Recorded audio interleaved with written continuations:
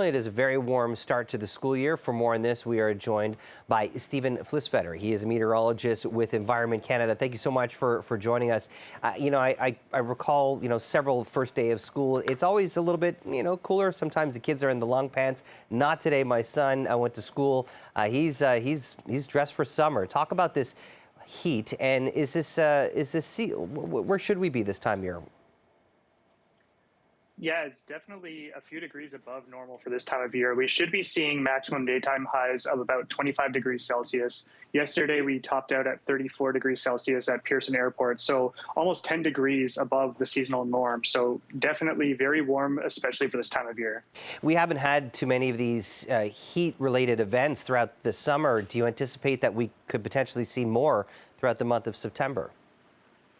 What we're expecting for the rest of September is a chance of above seasonal temperatures. Now, that won't mean that we'll be into these heat events where we have warnings out necessarily, but we can anticipate days in September above the seasonal norms. So whereas right now we should be seeing 25 degrees Celsius later through September, as the trends go downward, we may continue to see mid-20s, maybe even high 20s later into the month.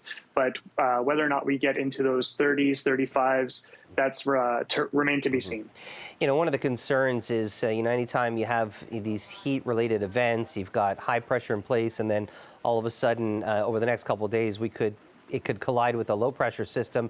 That could create for some pretty nasty weather. What are you expecting over the next couple of days? Because I see we have some active weather in our forecast. Yeah, that's pretty much exactly what we're expecting. So the heat is going to remain today and tomorrow. Later in the day tomorrow, so late afternoon, early evening, we'll have that cold front associated with the low pressure system finally make its way across southern Ontario to break the heat. But as you say, associated with that, we could see some thunderstorm, potentially severe thunderstorm activity. So something to look out for late in the day, Wednesday, Thursday as well. Stephen, was it surprising at all to you that we didn't really see many extreme heat alerts or humidex advisories, smog advisories throughout the summer? What's your take on how the summer played out in terms of what's considered normal? Yeah, it was definitely something that we weren't anticipating. The early seasonal forecast was calling for above seasonal temperatures across southern Ontario throughout the summer on average. We didn't quite get that, mostly due to the smoke activity we saw early in June that lasted throughout most of June across the province.